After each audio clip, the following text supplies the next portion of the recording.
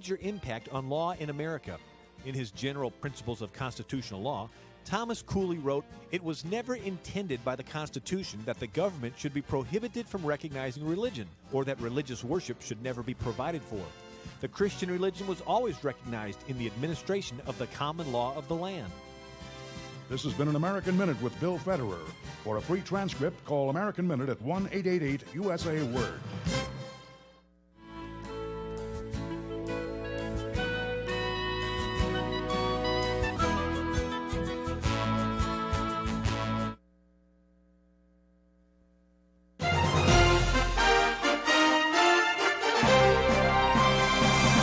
VCY America presents Crosstalk, a nationwide call-in program discussing issues that have an effect on our families, our communities, our churches, our nation, and our world.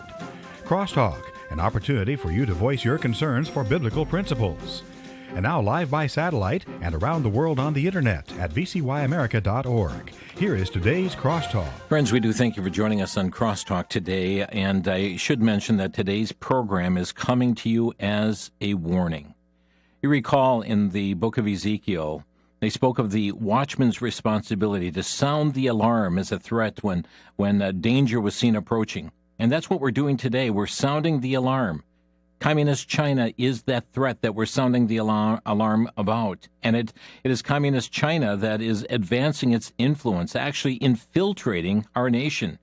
And I'm not just talking about the acquisition of farmland, though that is occurring. The infiltration of China is happening on multiple levels. Yes, through land acquisition in strategic places, but also they're infiltrating university campuses and influencing the thought of our nation's young people with such things as Confucius Institutes. There's the infiltration into our technology and infiltration into government offices, even in products coming from China, including, and I just read about illicit nicotine vape products, reportedly account for more than 70% of those being consumed by children in the United States. There's the theft of intellectual property, and so much more is going on. So joining us with a warning about China's infiltration, we welcome back Alex Newman. Alex is an award-winning international freelance journalist. He's an author, researcher, educator, and consultant. He's a senior editor for The New American, co-author of Crimes of the Educators, and author of Deep State, The Invisible Government Behind the Scenes, also author of Indoctrinating Our Children to Death. He's a founder of Liberty Sentinel. Alex, thanks for joining us here today on Crosstalk. It's wonderful to be here. Thank you for having me, Jim. So, Alex, the shortest distance I saw between China and the U.S. by air is about 7,000 miles. But I want to contend today, we don't have to travel 7,000 miles to be influenced by China. Its infiltration is taking place right now, today, on American soil. Oh, it absolutely is, and it's not a new phenomenon. Actually, right before we went on air, I was telling you about a major in-depth investigation I did into Communist Chinese intelligence operations back in 2011 for the Diplomat magazine. And what I reported then is actually, it's even a bigger problem today. The CCP has the largest intelligence gathering operation in the world. Right? They have millions of people who work for the intelligence services. In fact, under their laws, every Chinese must assist the intelligence and security agencies if and when called upon to do so. That doesn't mean that they all do. There are many, many anti-communist Chinese who live around the world who loathe the abuses of that really brutal dictatorship. But as far as the CCP is concerned, every Chinese person everywhere on the planet is at least a potential intelligence asset. And we need to understand, too, that when it comes to Communist Chinese intelligence, it isn't just about collecting information. It's about influence. It's about moving things in the direction that they want those things to move. And they have, as part of their overseas operations, they have what's called the United Front Work Department. And they're waging what they themselves in their own military documents refer to as a people's war against the United States of America. They call it unrestricted warfare, where everything short of actually firing bullets and missiles is fair game, including biological attacks, economic subversion. So it's hard to overestimate the threat that we're dealing with here. It is pervasive. It's in everything. It's at your university. It's in your films that you watch when you go to the movie theater. It's in your food. It's in every area of your life. They've bought massive amounts of influence in the Republican Party and in the Democrat Party. They've purchased massive amounts of influence in the media, including, by the way, the ones that people think of as slightly more reliable, like the Wall Street Journal. So this is a ubiquitous and pervasive problem, and I believe it's one of the greatest existential threats to our country. Wow. So we're going to cover a number of these areas today, and sadly, they only surface from time to time, it seems, Alex, when something major happens. And I'd like to begin by talking about China's infiltration in politics and our various offices, government offices, and individual leaders and so forth, but also in various levels of government. For instance, just a little over a week ago, it was the former deputy chief of staff to New York Governor Kathy Hochul, charged with acting on behalf of the Chinese Communist Party. The person I'm speaking of is Linda's son. Both she and her husband, Chris Hu, were arrested at their home on Long Island. Alex, we're seeing charges of visa fraud, alien smuggling, conspiracy to commit money laundering. According to an unsealed indictment, it's reported that Sun received millions of dollars for her activities carried out at the behest of the People's Republic of China and CCP officials. Give us your insight on what's taken place. Yeah, and what I would say is that is the tip of the tip of the tip of the iceberg. And so I'm thankful to the Department of Justice for taking action here. But this is like swatting an ant when you're drowning in a pool of insects. It's hard to overstate how serious this problem is. So again, I'm glad that every once in a while we see these little arrests. But when it comes to the CCP's influence in our political process, just a couple of examples, right? We've got the CCP literally funneling millions of dollars into the Clinton Foundation. And I mean, this came out in the news, right? Here's CBS News, Chinese company, which is, of course, a front for the CCP, pledged $2 million to the Clinton Foundation in 2013. The CCP is not donating money to the Clinton Foundation because they're impressed with how much good work they're doing around the world. Trust me. We've got the audio recordings that came off of Hunter Biden's laptop, where Hunter Biden is on record in this recording talking to somebody where he's bragging about his business relationship with a man he describes as the spy chief for Communist China, right? We've got, and Congress has revealed a lot of this. Just last year, Congress revealed that multiple members of the Biden family were on the payroll of Communist Chinese companies. And people need to understand, when you're on the payroll of a Communist Chinese company, this isn't like in America where a company puts you on the payroll to do consulting or something.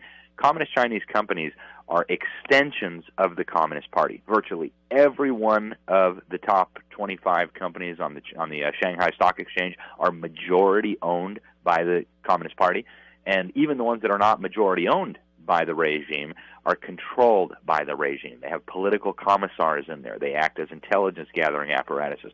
So Congress has the documents proving that our president and his family are on the payroll of this.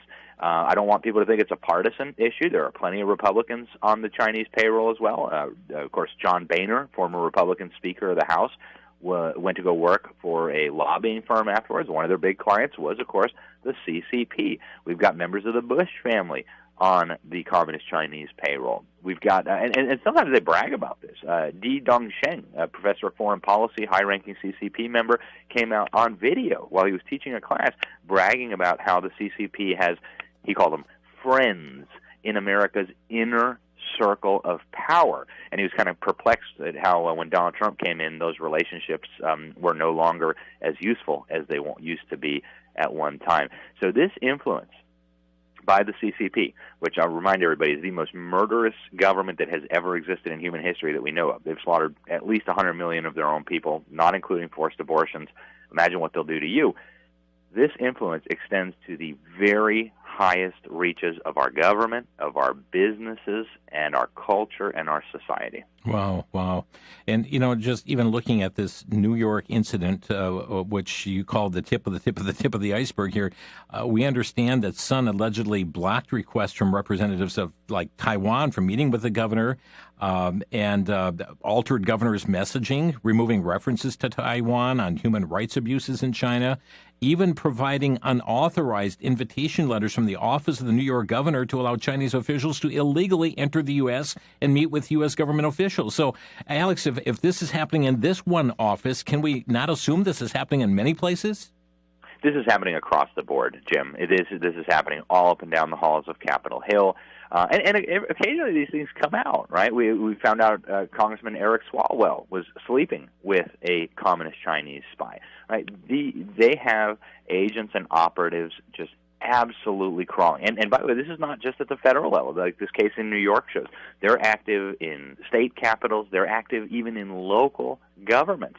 And sometimes they're hired as aides, sometimes they're hired as consultants, sometimes they pose as businessmen and they funnel enormous amounts of money into campaign coffers. This is actually what happened with the Clintons, right? Let's go back in time just a few decades. Bill Clinton was caught.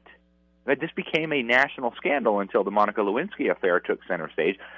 Johnny Chung, an operative for the Chinese Communist Party, was caught funneling illegal campaign contributions from the CCP into the coffers of the DNC. In exchange, as Admiral Thomas Moore, the chairman of the Joint Chiefs of Staff, explained, in exchange, Clinton was expected to provide access to our most sensitive military secrets and our most sensitive defense technologies, and that's exactly what he did.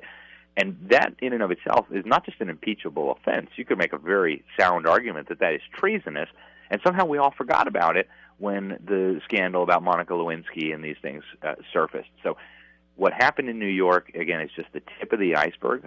This is happening at every level of our politics, and it's not just Democrat states. This is happening in Republican states as well. It's happening with Republicans in Congress. And if we don't get a handle on this, again, I believe it is an existential threat to our country. Yeah, just today, the Daily Caller reported that Minnesota Governor Tim Walz, Democratic Vice President nominee, appointed a member of a political faction that's pledged loyalty to the Chinese Communist Party. I appointed him to a state board that advises the government on Asian American affairs. We can only guess what that advice is going to be from them. Yeah, and these types of people are appointed at every level, and a lot of it comes from the big money that they're pouring in. Yeah. Right? So they fund the campaign of a governor, of a legislator, of a president, and then they call them up later. And a lot of times the politicians don't even necessarily know these things. They just know, hey, this is a big campaign contributor. We better give him, give his friend some help or appoint one of his people on some board or something like that. So a lot of times it's not necessarily that the politicians know, although they certainly should be doing their due diligence. But this is the way that they operate, the CCP. It's influence buying, it's influence peddling, and unfortunately our political system in the United States has become so rotten and so corrupt that it's absolutely ripe for infiltration by subversive forces like this. Yeah, Alex Newman with us here today from the newamerican.com and libertysentinel.org. Alex, we're not that many days away from our November 5th election. Do you have any confidence that China is not seeking to infiltrate or influence this election? Oh, they are absolutely trying to infiltrate and influence this election, and that much is very clear. In fact, you can prove it. One of the guys I was talking to about what's going on in the elections, Jay Valentine, vice president for Fractal Web. This is a company that deals with advanced technology, and they've been using some of their technology to examine the voter rolls. And what they found is that every one of the swing states has at least 500,000 phony voter registrations in it. In some cases, it's really obvious. You have like 1,000 people registered to vote at a Walmart, right? And they're dead people, they're illegal immigrants, they're people who are not eligible to vote for whatever reason, felons, things like this.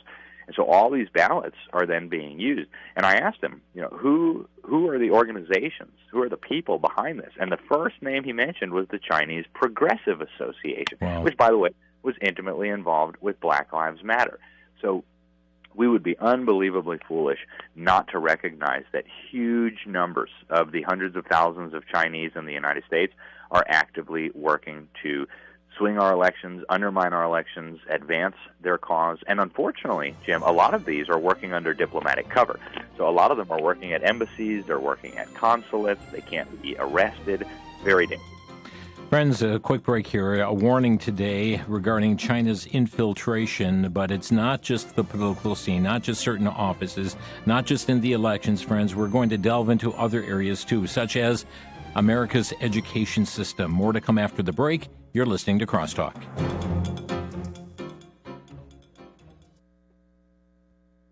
Back to Genesis with Dr. John Morris, geologist with the Institute for Creation Research. Dr. Morris, if sedimentary rock is made up of sediments deposited by Noah's flood, Where did the sediments come from? Chris, it appears that before the flood, calcareous ooze made of tiny marine animals and secretions accumulated on the ocean bottom. Scooped up by the flood, they became today's limestone deposits. It also appears that the sandstone deposits came from created granitic rock, which eroded to yield the sand that are modern-day sandstones. Also, during the flood, intense volcanism occurred as the fountains of the Great Deep broke open, depositing huge quantities of volcanic ash. This became intermingled with other flood sediments to form a variety of rock types. Chris, I think the flood of Noah's day is a very important concept which we must understand if we ever hope to understand the world around us. Let's develop a back to Genesis way of thinking. Thanks for tuning in to Back to Genesis.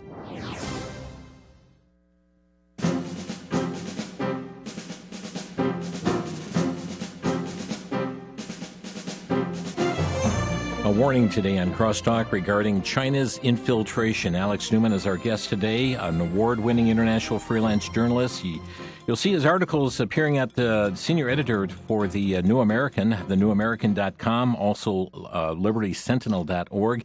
Alex, let me also just mention you produce a podcast, which we're going to start broadcasting on television, called Behind the Deep State, a half-hour weekly program that we're going to begin the week of September 15th. And this is airing Tuesday nights at 9:30 p.m., Thursdays at 5 p.m. We've got a Saturday afternoon airing as well. Just give us a word about Behind the Deep State. Well, thank you, Jim. I'm very grateful that VCY has decided to air that. It's a great honor and a great privilege. And so that show actually was born some years ago when the word deep state started becoming part of the popular lexicon, started becoming part of the popular consciousness. Polls even back in 2017, 2018 were saying that at least 3/4 of Americans recognized that we had a deep state, but there was such a it was such a nebulous idea. People couldn't quite put their finger on what that meant. And so my thinking was, hey, somebody's got to explain what's really going on here. Who are these forces? What are they up to? What strategies do they use? How does this all relate to the Scripture? And so that's why I decided to start doing that show. And it's been running now for many years, and so we'll do a mixture of different things. We'll take often something that's in the news and try to go deep behind the headline and show what's really going on, both in terms of the secretive forces behind the scenes, the secretive organizations that don't want to be in the headlines. What are they up to? And then taking it even a step further, going into the what's really at work here, the powers, the principalities that Paul discusses in Ephesians 6, the spiritual wickedness that we're dealing with here, and how all of this actually fits perfectly within the framework that the Bible provides to describe the nature of reality. So we deal with all kinds of different subjects: culture, politics, economics, international affairs, geopolitics, banking, all of that kind of stuff, and just with the goal of equipping God's people and educating Americans so that they can make better and more informed decisions for their families and their country. So Behind the Deep State will be a new program to us on WVCY television.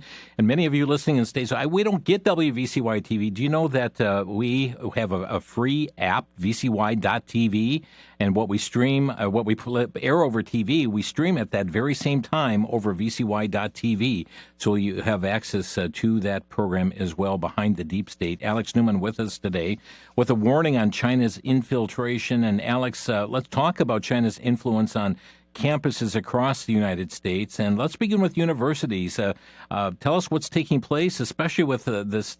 People may not understand, but there are something called Confucius Institutes. What's this all about?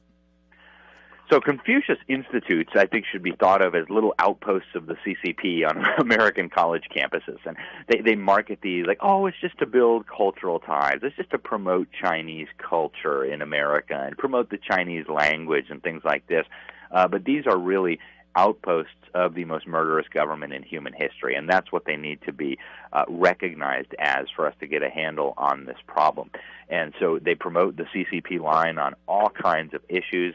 They throw money around to try to buy influence. They work as recruiting grounds to try to bring people in who may be useful to some future Chinese intelligence operation.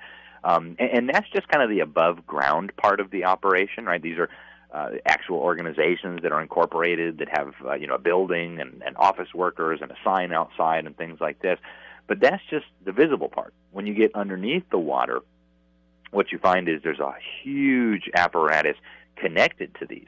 And so you'll have Chinese foreign exchange students, for example, coming, and they will study advanced physics. They'll study nuclear engineering, and they'll go to some of the most prestigious universities in the United States, where these things that they're learning, these technologies that they're learning about, these methods, these discoveries, have not just civil and civilian applications, but incredibly significant military applications. And occasionally some of this comes out, right? There was a big scandal at Harvard where one of their top chemistry professors ended up arrested for basically selling himself out to the Communist Chinese. But the influence of the CCP in not just academia, by the way, this isn't just universities, this manifests itself even down to the K through 12 level, is profound, and it is very, very dangerous. You know, and it's not just university campuses, but I saw an article that was in Newsweek last fall, and they did a story about Chinese state, the Chinese state influencing our American education system, offering millions of dollars in funding public schools. And they reported that parents defending education claimed in the last 10 years more than $17 million given to 143 school districts. Even the Confucius Classrooms Initiative, 34 states, District of Columbia, some 182 individual schools allegedly were involved with these. And some of these, Alex, identified as being near 20 U.S. military bases. Any significance to that? Oh, absolutely. And that is one of the many ways in which their influence is being felt through the money that they're throwing around. But there's many other ways, too. I would say one of the most profound ways in which the CCP affects the education, not just of Americans, but people around the world, is through its very, very prominent role in UNESCO. So right now, the Assistant Director General of UNESCO, by the way, the Assistant Director General for Education, right, because UNESCO deals with education, science, and culture, the Assistant Director General, so the top man in charge of education at the UN Education Agency, is literally a card-carrying member of the Chinese Communist Party. Wow. To be honest with you, his name is Qian Tang. He's got very close relations with people like Obama's education secretary, Arne Duncan. And so this is a man who helps craft education policy for every public school in the world. Meanwhile, you've got private schools, including very elite preparatory schools across the United Kingdom, being bought by a CCP company.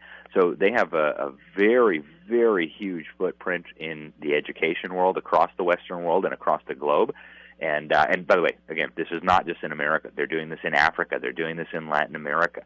They have ambitions that are global in scope. You know, we mentioned the U.S. military bases here, and there's no doubt China's had much interest in land, including farmland near military installations. But some states have taken action to put the brakes on this, but in other places, it's still very much a threat. It is, yeah. We have had several states that have taken action to limit the ability of the CCP to buy farmland. Some of the very strategic farmland that they're purchasing is, of course, like you said, just right next to military bases, gives them access to see what's going on at these military bases, potentially gives them access to jamming communications and other very, very important intelligence. And there's other things that they're doing, too, right? One of the companies that they were trying to acquire in Arkansas deals with genetic engineering of crops. Right, this is pretty significant. Why would a CCP front masquerading as a company try to be purchasing land and interests in a company that's genetically engineering the food supply? Well, we know what the Communist Chinese are doing when it comes to genetically engineering. They're genetic engineering frankenfoods. They're genetically engineering highly weaponized viruses, whether that be Ebola or COVIDs, whatever it is. So all of these have very dangerous potential military applications. And again, we have had some states cracking down on this. As Arkansas Governor Sarah Huckabee Sanders was very, very loud and strong on stopping CCP control of land in Arkansas, especially in these genetic engineering sectors. But we need a whole lot more of that across the country to keep this threat at bay. Alex, we can't, just blink our eyes away from what's happening militarily right now, too. I mean, there are many reports coming out about, well, just in the last few days, the Russia having massive naval drills with China, and we know something is percolating. What can you share with us? So the CCP has been a very close ally of the Russian government back from the very beginning. In fact, if you look at how the CCP was able to take over China in the first place, a big part of it, of course, was the deliberate policy of the United States government. We had people who later were exposed actually as Soviet agents, some of them, deliberately betraying our ally, Chiang Kai-shek, and bringing Chairman Mao into power in communist China. But, of course, Stalin played the key role there. Now, back in the 70s, there was an effort, and even in the 60s, there was a disinformation operation where Americans were being told that there was a Sino-Soviet split. And under the guise of exploiting this Sino-Soviet split, American taxpayers were actually conscripted into helping build up communist China. I mean, talk about absurdity. We've had whistleblowers from the Soviet Union who came out, people like Anatoly Golitsyn from Department D in the KGB.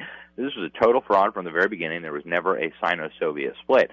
Well, today, the communist Chinese and the Russians are, again, very openly allied. In fact, just earlier this year, maybe it was last year now, they signed what they described as an unlimited partnership, right? They said there are no limits to our alliance. And they work through several different groups like the Shanghai Cooperation Organization. And I do believe, Jim, that they are preparing for war against the United States. And I would say the most dangerous part of that all is what America itself is doing, that our leaders are betraying our country, that our people have turned away from God. And that is, I think, what makes us even more vulnerable than this alliance. But there's no question the CCP and the Kremlin are very close allies. They are cooperating in everything that you can imagine, including military matters. And frankly, if a war were to break out, I'm not sure the United States would win. You know, it's so sad and it's frightening that to know as they are preparing these military drills, I mean, we are so engrossed in DEI training, you know, making sure that we have diversity, equity, and inclusion, and that being such a problem. And when you have your top military commanders talking about battling global climate change as being, you know, an existential threat, you know, we've got a problem here, Houston. We absolutely do, Jim. And at some point, you even have to start wondering, I mean, if you were the CCP and you could destroy the American military, how would you do that? Well, you might put into place mandates to take injections of certain products that we know are going to seriously harm your health. We might purge the officer corps of anybody patriotic and God-fearing. We might tell troops that they are oppressed, that they need to be divided based on their skin color, that America is a systemically racist nation, and why would you even want to fight for this dumb country anyway? That's what I would do if I were the CCP. That's what I would do if I were the Kremlin. And incidentally, that's exactly what our own government leaders are doing, from the president on down. So we talked earlier about Congress revealing that multiple members of the Biden family were on the CCP payroll. Is there a connection? I suggest that there probably is. Alex Newman, our guest here today. We're just a minute from a break. Alex, before we take the break, we're going to talk about more of the infiltration here into the U.S., like technology, intellectual property theft, even entertainment, pharmaceuticals, etc. Just give us a word about the New American. You've been writing for them a long time, and as well as your own site there, Liberty Sentinel. Well, thank you, Jim. So the New American is a magazine that comes out 2 times every month. It's an excellent, excellent publication, in my opinion, the best out there if you want to know the truth about what's happening in the world. And people can find that at thenewamerican.com. My own personal operation, Liberty Sentinel, you can find us at libertysentinel.org. We do a free newsletter. Sentinel is SENTINEL, libertysentinel.org. It's absolutely free. And we encourage people to sign up to both of those to be informed on all of what is happening today, not just on the political and the economic front, but way beyond that. And those are 2 easy ways to get involved. Again, friends, that's thenewamerican.com and libertysentinel.org. We're going to take a quick break. We'll come back and talk more about the China's infiltration into the U.S. and getting into some of the technology, intellectual property, theft that is taking place, and what about those computer chips from China that are being placed into very sensitive technology here in the U.S.? That and more here on Crosstalk, coming your way from the VCY America Network. We'll be right back.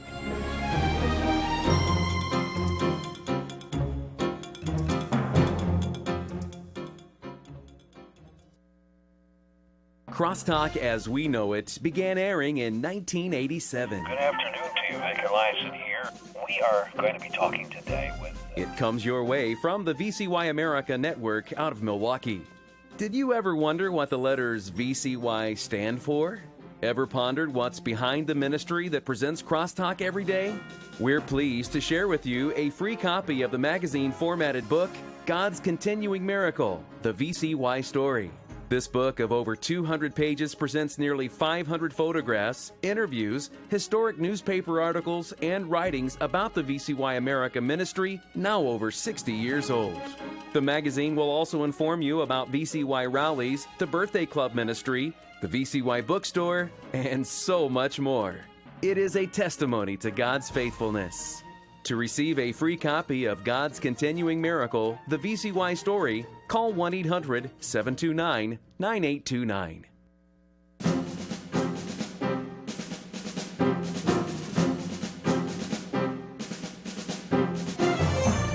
The program is called Crosstalk, coming your way from the VCY American Network. Friends, we thank you for tuning in and listening daily to the program. Yeah, you will hear information you're not going to get from the legacy media sources that are out there. But, friends, we cover the issues and bring on quality guests to keep you informed on critical matters. And within just a couple of hours, this program will be posted up on our website, crosstalkamerica.com, crosstalkamerica.com. When you find it there, send a link to others. It's offered, distributed online. They're free, and let others learn the information that you're learning here through Crosstalk. Again, that's crosstalkamerica.com. Alex Newman is our guest today. He is senior editor for The New American, has co-authored a number of books, founder of Liberty Sentinel. We're talking about China's infiltration, giving a warning about what's happening. And Alex, we can't do this program without talking about technology and the theft of intellectual property. This is all impacting our nation to a very grave extent. It is, and it's costing, according to the FBI, it's costing our economy hundreds of billions of dollars per year. But I would say forget about the economic costs for now, as bad as those are when you consider what is happening on the economic front to the average American. The military implications of this are hard to overstate. Right? The one advantage that the United States has typically had, obviously we are outmanned. They've got, 1.5 billion people to the 300 million in the United States, the vast majority of whom cannot fight. Even the fighting age males are not in any condition to fight. So America has traditionally depended on its technological superiority to be able to defend our national security interests, to be able to defend our nation from hostile foreign attack. Well, we have all but lost that technological superiority as a direct result of treasonous actions by government officials, including people like Bill Clinton, and also the ongoing systematic theft of our intellectual property by the CCP, by CCP agents working in our defense industries, CCP agents going to attend elite American universities. This is, again, existential threat to our country. It has basically given the CCP everything they need, first of all, to understand our defense capabilities, and second of all, to overpower our defense capabilities. And it's hard to overstate the danger that we find ourselves in as a direct result of that. Yeah, and here another headline that just came from the Epoch Times late last month, and it's a Florida engineer pleading guilty to acting as an agent for Beijing. And this is a Florida engineer pleaded guilty acting as a Chinese agent to collect intelligence on dissidents, U.S. nonprofits, and firms, but very much engaged in this whole matter of even technology and so forth. Engineers are certainly been targeted by China, and their infiltrations impacting us to a great extent. Yeah, it absolutely is. And this is a problem all across the Western world. It's not just American defense industries. It is happening in Sweden, it's happening in France, it's happening in Germany. All of the advanced technology that the Western world has developed, all the innovation that the Western world has developed through a combination of kind of societies based, at least historically, on biblical principles and through the free market capitalist system, all of that has now been sucked out of the West and sent over to China. And at this point, on the technology front, they're now mass manufacturing a lot of the things that we need even to keep our Air Force jets in the sky, even to keep our Navy ships at sea. If the CCP were to decide we're not going to send you those components anymore, we could not keep most of our planes in the sky. We could not keep most of our ships out at sea. And anybody, I mean, you could get a second grader and put him at the Pentagon would understand that is a very bad idea. And yet somehow we're expected to believe that this is all just one big giant mistake and it was about cost. It's simply crazy, Jim, to believe that there are not people in high places who have done this to us deliberately. Yeah, and can we trust the chips that we're getting from China and putting them in very sensitive technology? No, absolutely not. They have built backdoors, and the NSA does this too. But the Communist Chinese have built backdoors into just about every technological component that they use. And these are used in our federal agencies. These are used in the Pentagon. These are used in our military systems. They have backdoor access now to all of it. And when you are a pilot whose life depends on these systems, when you are a captain of a ship whose life, whose men depends on these systems, that's a really bad position to be in. And yet these were deliberate policy decisions that were made that didn't have to be made.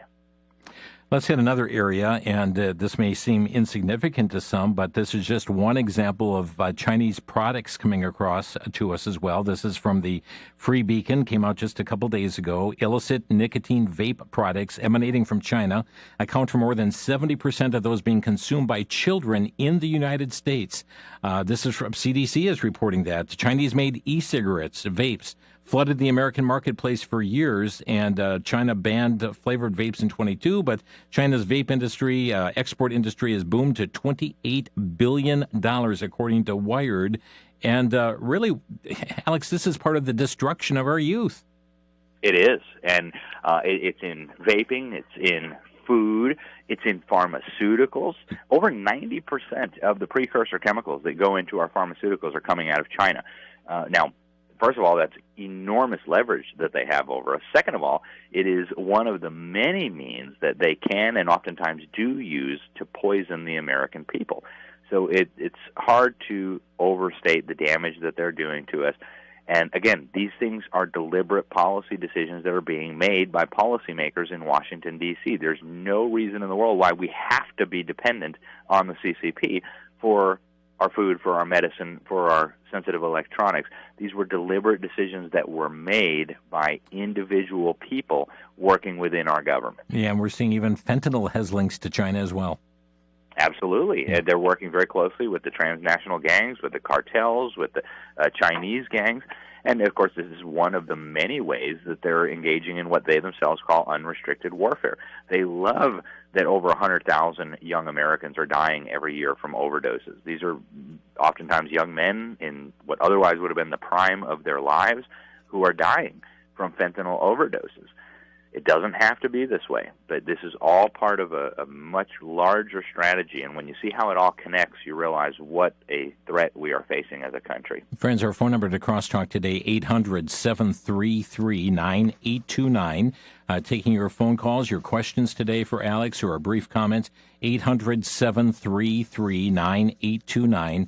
We're discussing today China's infiltration here into the United States.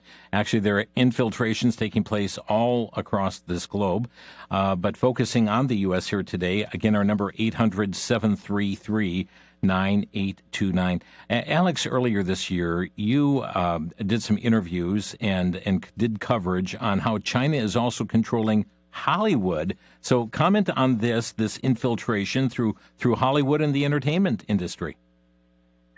Yeah, so they have acquired a number of very strategic assets, obviously in a whole lot of industries, but in particular in Hollywood.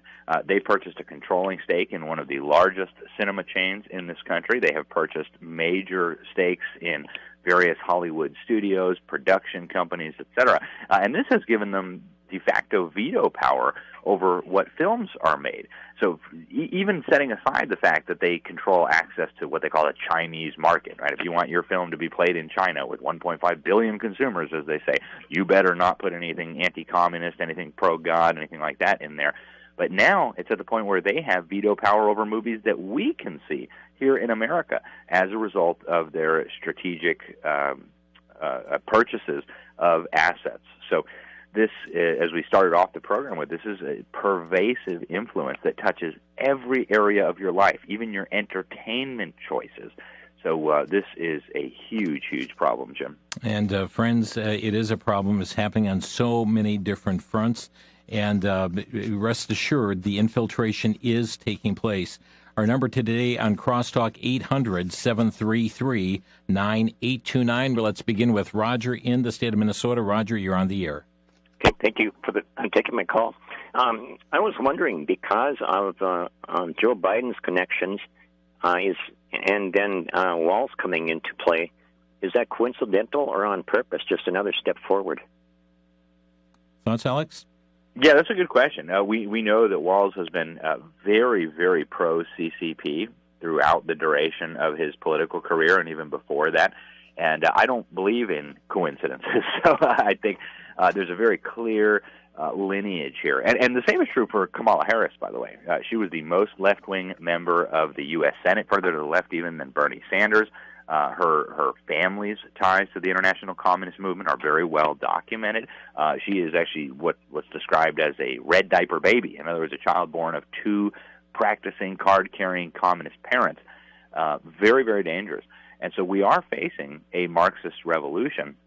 And when you take it one step further, beyond just the ideology and the economic policy, I think the most important book to understand Marxism and communism is actually one written by a pastor, Pastor Richard Birnbrand. I'm holding it in my hand right now. It's called Marx and Satan.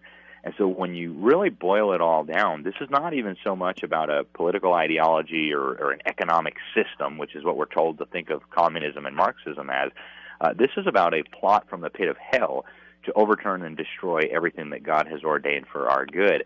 And I think the direct lineage between what's going on in what went on in the Obama administration, what's going on with the Biden administration, and what they hope will go on with a Kamala Harris and Walz administration is no coincidence. Roger, thank you for the call. Let's go to Sam next in Chippewa Falls, Wisconsin. You're on the air, Sam. Yeah, good afternoon, gentlemen. I was wondering about the weather balloons last year from China that went over the country, and they finally shot down off the East Coast after it had traversed our country. Or the equipment that was found there, I haven't heard much about that. And I have one moniker for the vice president's pick. I refer to him as Tiananmen Tim. Thank you, Sam, for the call. These balloons, I mean, Alex, it was just outrageous that we had to watch this flying over, very sensitive military installation areas and make its way all across the United States, do its surveillance, and then all of a sudden when it gets off the southeast U.S., then we decided to shoot it down? Yeah, and we're expected to believe that, right? It truly defies reason. And I think if you really want to understand what's going on here, you have to go back into the history, and you have to recognize that these things are not coincidences. These things are not an accident. And as our first Secretary of Defense put it, James Forrestal, when you find a series of so-called mistakes like this, it doesn't add up. He said, consistency has never been the hallmark of stupidity. If these men were merely making mistakes, occasionally they would make a mistake in our favor. And yet we've now got 60 or 70 years of uninterrupted so-called mistakes building up the CCP, strengthening their economic and their military might, undermining American economic and military might. And at some point you have to say, hey, if these people were just dumb, if these were just idiots who don't know what they're doing, every once in a while, by sheer numbers, the statistical probabilities, they'd make a mistake that helped us, and yet they never do. Thanks for the call, Sam. Richard in Washington State, you're on the air. Yes, I'd just like to bring up that you people didn't mention it, but how about the virus that we funded with our tax money in the Wuhan Institute of Virology with Fauci? Yeah, good point. We touched on some pharmaceutical issues, but look at how this upended the United States here, Alex. Yeah, and I think that's a very important point to make. And that's, some people are listening and say, well, that's a conspiracy thing. No. We've got the deputy director of the NIH on record in congressional sworn testimony admitting that the NIH was funding the gain-of-function research happening at the Wuhan Institute of Virology.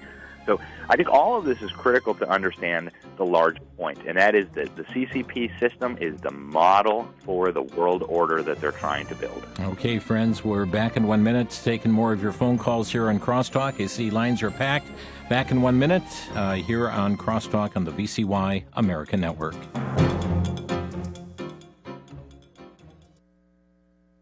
For the Worldview Report, I'm Brandon House. Our website is worldviewtube.com. Recently, Tucker Carlson had on a historian that he praised, and this historian, Cooper is his last name, basically said that Hitler didn't mean to do the Holocaust. It was just poor planning. Well, that is absolutely 100% false, and it fits into the category of being a Holocaust denier. Edwin Black wrote the premier book on this. It's called IBM and the Holocaust. It's about the size of a phone book, and it details exactly how IBM's punch cards were used to track down the Jews, to know everything about them, not only their history, their heritage, being Jewish, but their occupation. And then they cross-referenced those to their bank accounts. Now the United Nations is holding a global conference to do the same thing, give all of us digital ID that's mandatory under their 17 goals of the 2030 agenda. History seems to be repeating itself along with the rise in active euthanasia.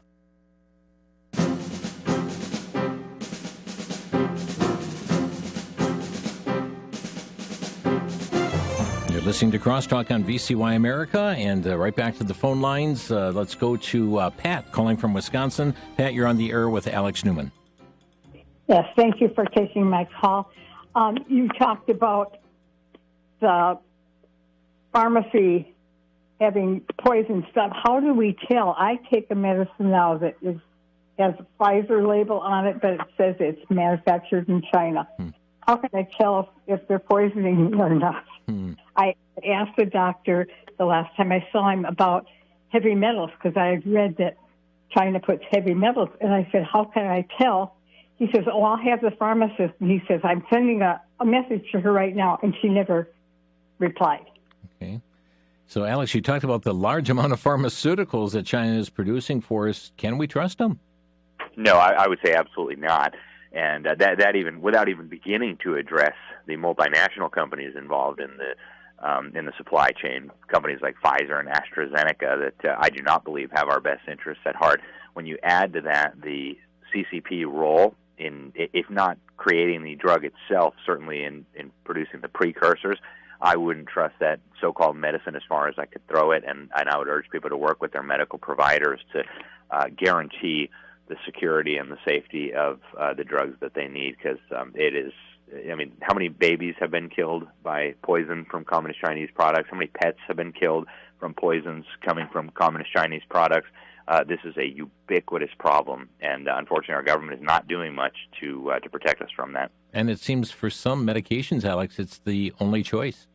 Yes, it is. That's right, and by design. Again, I think this is a strategic leverage point.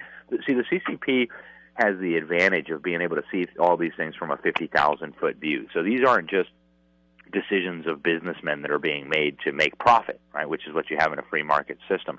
This is all strategic. They're determining what interests they want, what industries they want to take over, what sectors of the economy they want to take over, and they're moving strategically at a governmental and a corporate and a cultural and a societal level to accomplish those things. And pharmaceuticals is one of the big areas where they have focused for obvious reasons.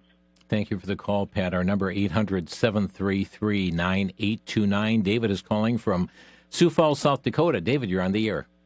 Yeah, thanks for taking my call. Good to speak with both of you. Just wondering, like, who's at the top? I know that the Rothschilds have been very active in China, and also Rockefeller with all kind of pharmaceuticals since the beginning. People like that, are they the one? What are the names? So who's at the top of the pyramid, Alex? It's a great question, and I actually have a whole presentation that I've done around the country called Communist China, the Model for the New World Order. And eventually I get into all the names. The Rothschilds actually have been very, very big players in this. The Rockefellers have been huge players in this. And this is all in the public, right? I mean, anybody can go read David Rockefeller's op-ed that he published in the New York Times back in 1973 after his return from China. He said, and I'll actually pull it up, here's one of the many things he said in this op-ed that people ought to read. The social experiment in China under Chairman Mao's leadership is one of the most important and successful in human history. Klaus Schwab, of course, has been a major player in this. The World Economic Forum has helped reform China's economy to make it into the powerhouse that it is today over a period of 40 years. And they brag about this. This is not secret. So you've got the Rothschilds, the Rockefellers. You've got Henry Kissinger, of course, was a major player. He was basically a a Rockefeller agent. You've got very powerful business interests in the United States. But ultimately, you know, as I argue in my book on the Deep State, the Invisible Government Behind the Scenes, where I have a whole chapter on how the Deep State created and built up Communist China as an engine and a model for ultimately bringing in this world order. George Soros said publicly in an interview with the Financial Times 10 years ago that Communist China should own the New World Order in the same way that the United States owns the current one. He said they had a better functioning government than the United States, which is an interesting thing to say. And so when I get to the top of the pyramid, all I can say is go to your Bible. Right? The Bible addresses these things so clearly. It talks about, the Apostle Paul talks about the God of this world. Jesus talks about the prince of this age. The commander-in-chief of the forces of evil on this planet, without any hesitation, I can tell you, is Satan himself. Wow. Thank you for the call here, David. And our final call today, Greg in Los Alamos, New Mexico. Greg, you're on the air. Hi. I just wanted to give some people some reassurances about what the gentleman earlier mentioned about that spy balloon. I was in the Air Force in the early 1980s at Nellis Air Force Base with top secret clearance and know quite a bit about our spy satellites. And now this is 40 years ago, remember. Our satellites back then, and I can assure you the Chinese satellites are just as good. Back then, if on your desk in front of you, you had a pack of cigarettes, our spy satellites can read what brand that cigarette pack is. So now, 40 years later, yeah, our military is not worried about a balloon. They're more worried about the spy satellites. Okay. Thank you, Greg, for your response to that. Alex, you worried about the balloon? I'm concerned about all of this. And frankly, if I had to pick the thing that concerns me the most, it's the possibility that God could use the CCP and the Kremlin to bring judgment on the United States of America that, unfortunately, if we're honest with ourselves, we sorely deserve.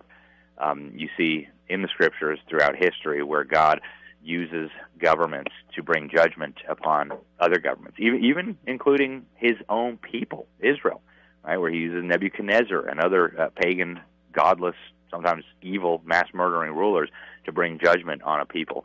And after 70 million murdered babies, after exporting pornography and sodomy and so-called homosexual marriage and abortion to every corner of this planet, I think we would all be deceiving ourselves if we said America doesn't deserve judgment. And so I think, really, if we want to protect ourselves from the CCP and all of the many other threats that we're facing as a nation, the real answer is to get on our knees and pray and to repent and to seek God's face, because I think without national repentance, without the nation turning back to God, or at least God's people repenting and turning back to God, it's over, whether it comes from the CCP or the Kremlin or an environmental disaster or who knows what, social disintegration, civil war. Our country's in grave danger, and the real ultimate culprit is spiritual rot, spiritual wickedness that has taken over in this land. Alex Newman, our guest here today. I say amen to what he said. Prayer and repentance so vital for our nation. Alex, thank you so much for joining us on the broadcast today. Thank you for having me, and God bless you. And friends, again, check out Alex's regularly writing on China, but not just the threat of China, so much more. You'll find it through his site, libertysentinel.org, libertysentinel.org, and thenewamerican.com, thenewamerican.com. Friends, troubling information here today, but indeed, through all of this, keep your trust, your hope, your confidence in our Lord and Savior, Jesus Christ. Thanks for listening. You've been listening to Crosstalk via satellite and the internet from VCY America. Views expressed may or may not be those of this station. For a CD of today's program, send a donation of $6 or more to VCY Tape Ministry, 3434 West Kilbourne Avenue, Milwaukee, Wisconsin, 53208, or download by RSS or podcast from crosstalkamerica.com. And join us again for Crosstalk.